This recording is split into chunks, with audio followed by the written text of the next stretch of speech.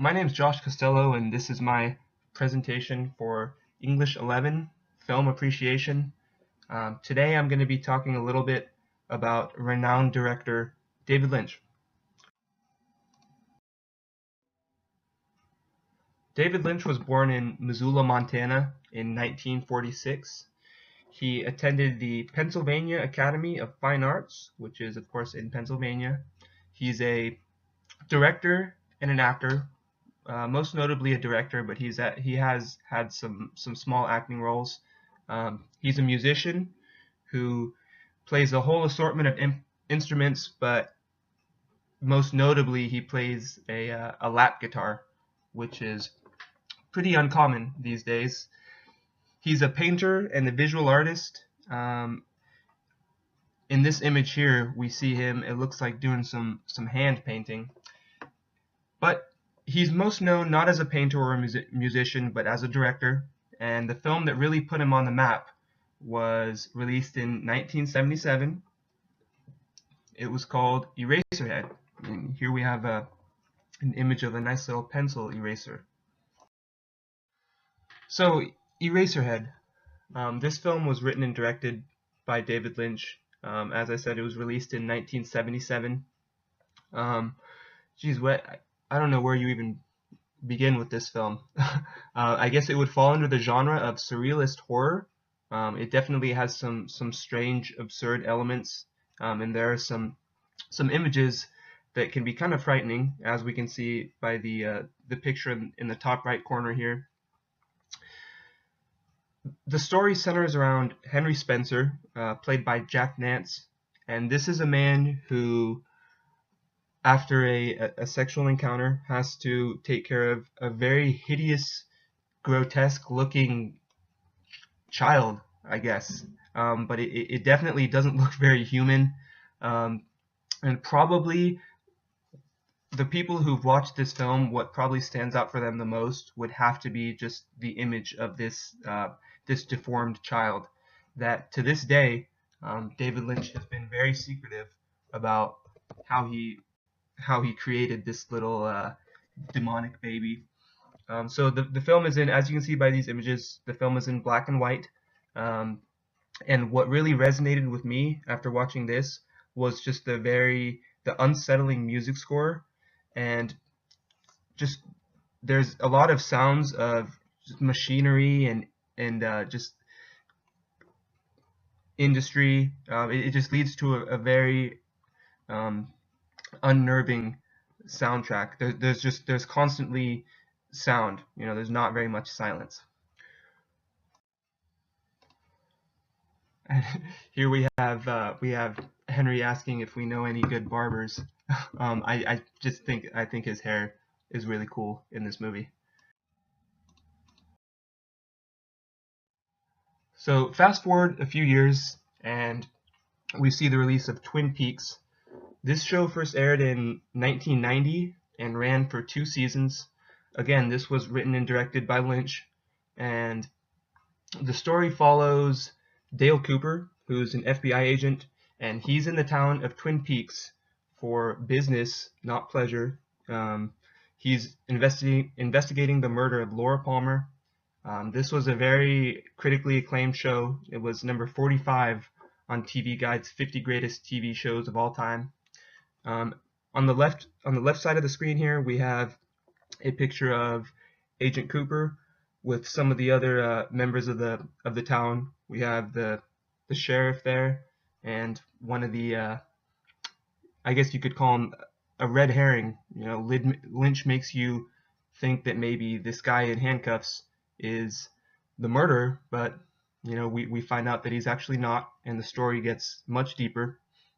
So Kyle MacLachlan plays Agent Cooper, and then in the top right we actually have David Lynch himself, who plays Agent Gordon Cole, one of MacLachlan's coworkers.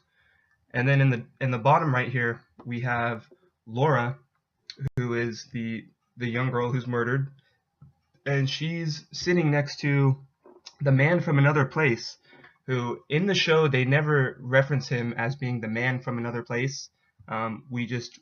We know him as a dwarf who kind of dances around, and we see towards the end of the series that he has some significance. Um, you'll notice the red curtains in the room. That's actually kind of a signature characteristic of Lynch's work.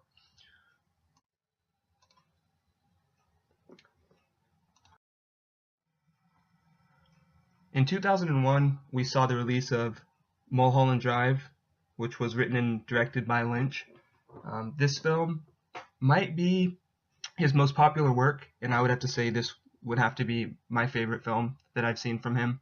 Um, Lynch described it as a love story in the city of dreams, which is a very ironic description, considering well, it's not much of a love story in the sense that it doesn't have a happy ending, and it actually the setting seems more like a city of nightmares than a city of dreams.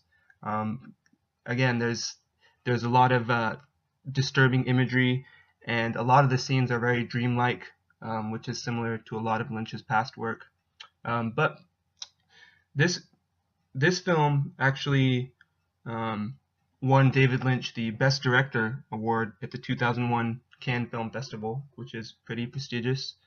It was originally intended to be a TV show, but it ended up just being a feature-length film, and it's actually pretty long. It's about, I want to say it's about 2.5 hours long.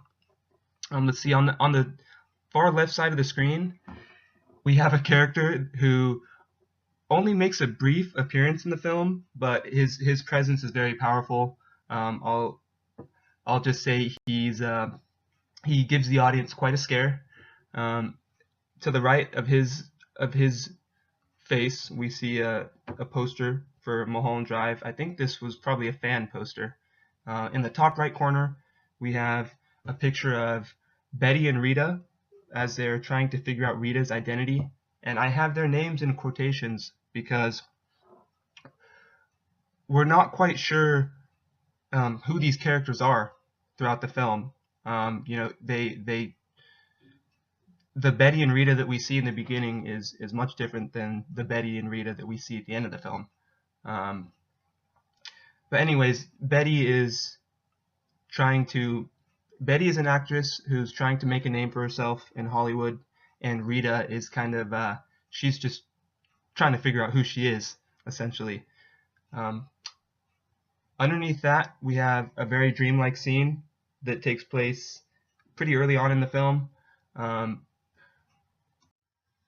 in this image, we see kind of like a mob boss who works in the shadows, but he's kind of plays the role of, I guess you could say, a puppeteer. He kind of calls the shots about the in the film industry, and the actor that's actually in the center there played the man from another place in Twin Peaks, and he's in the previous slide, and you'll notice the red curtains that are in this room. Again, that's thematic in Lynch's work. In the bottom right corner, we see a blue box that pretty much takes the audience into another dimension, I guess you could say. It really, once we see that blue box, um, the film takes a 180, and we never really know what the box is. So, I mean, if you watch the film, maybe you can tell me.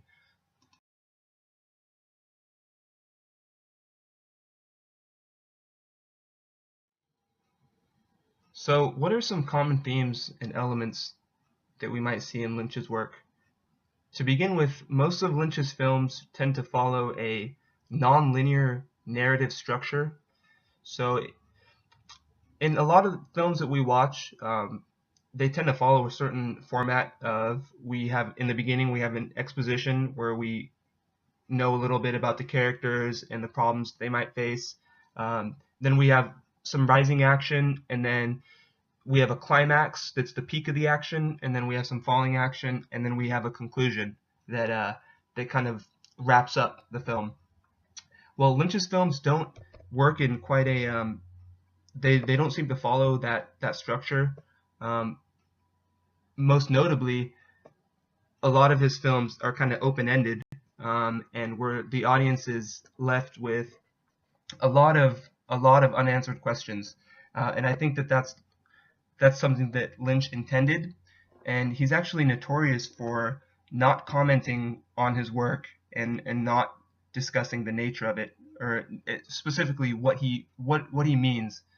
He wants to leave it up to the audience.